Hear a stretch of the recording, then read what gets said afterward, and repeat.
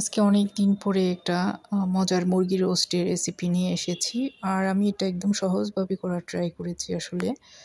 তাহলে চলুন দেখে নিই। আমি প্রথমে টক দই নিয়েছি 1/4 কাপ, 2 টেবিল চামচ টমেটো সস দিয়ে দিয়েছি, এখানে আদা রসুনের পেস্ট দিয়েছি 1 টেবিল চামচ। এরপরে দিয়ে দিচ্ছি আমি এখানে বাদাম বাটা 1 টেবিল চামচ, যে কোনো বাদাম দিতে পারেন। এরপরে দিয়ে দিচ্ছি আমি লবণ স্বাদ মতো।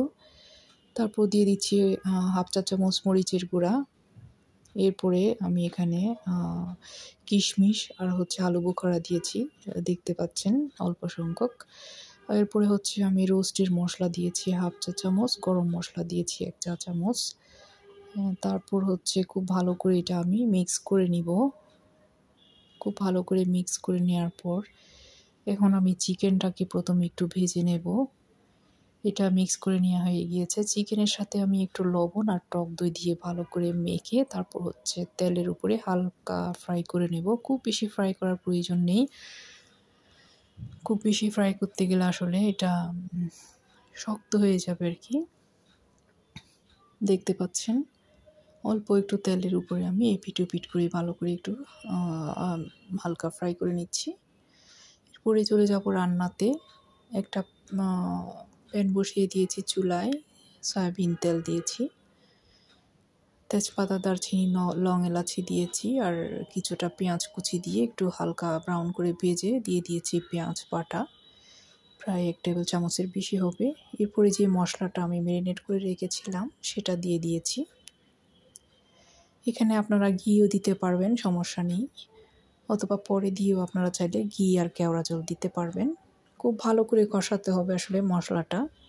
আমি ঢাকনা দিয়ে ভালো করে মশলাটা আগে কষিয়ে নিব যতক্ষণ না তেলটা উপরে বেশি ওঠে। খুব ভালো করে কষানো হয়ে গেলে এখন আমি দিয়ে দিব যে চিকেনটা আমি হালকা ফ্রাই করে রেখেছিলাম সেটা। মোটামুটি কষানো হয়ে গিয়েছে। এখানে আর চিনি দিতে হবে না, যেহেতু আমি কিশমিশ আর আলু বোখারা দিয়েছি আর এইগুলা একটু মিষ্টি জাতীয় জিনিস, যার কারণে চিনির কোনো প্রয়োজন হবে না। এপিট ওপিট খুব ভালো করে একটু নেড়ে চেড়ে দিয়ে আমি এখন দিয়ে দিচ্ছি পেঁয়াজের বেরেস্তা 1 টেবিল চামচ। এপিট ওপিট একটু নেড়ে চেড়ে আমি ঢাকনা দিয়ে একটু কষিয়ে নিব।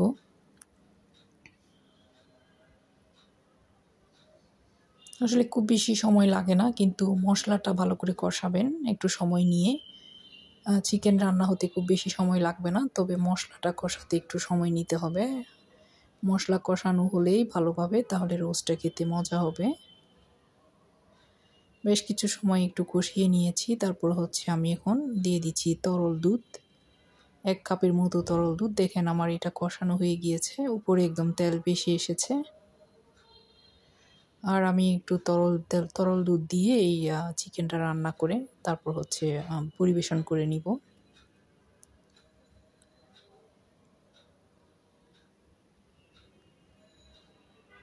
আপনারা চাইলে পাউডার মিল্ক গরম পানির সাথে মিক্স করে সেটাও দিতে পারবেন। এই যে এখন নেড়ে চেড়ে জাস্ট কিছু সময় একটু রান্না করে উপরে একটু ঘি অথবা কেওড়া জল, 1 চামচ ঘি আর একটুখানি কেওড়া জল দিয়ে আপনারা নামিয়ে নিতে পারবেন। আমি সবার পরে একটু ঘি আর কেওড়া জল দিয়েছি। এখন আমার জাস্ট পরিবেশন করার পালা। এই যে রান্না হয়ে গিয়েছে, এখন আমি একটা সার্ভিং ডিশে সার্ভ করে নিব। একটু ঝোল রেখেছি, বাচ্চারা ঝোল খেতে পছন্দ করে। আর রোস্টের আসলে যে গ্রেভি, সেটার মধ্যে আসল টেস্ট। আপনারা চাইলে গ্রেভিটা আরও টানিয়ে নিতে পারবেন, সমস্যা নেই। এই যে আমি পরিবেশন করে নিয়েছি এভাবে করে। রোস্টের গ্রেভিটা খেতে ভীষণ মজার, এটা রুটি পরোটার সাথেও খাওয়া যায়। আর রেসিপি ভালো লাগলে প্লিজ একটা লাইক কমেন্ট করে আমার পাশে থাকবেন। এই রমজান মাসে আমাদের জন্য দোয়া করবেন। আপনারাও ভালো থাকবেন। আসসালামু আলাইকুম সবাইকে, ফি আমানিল্লাহ।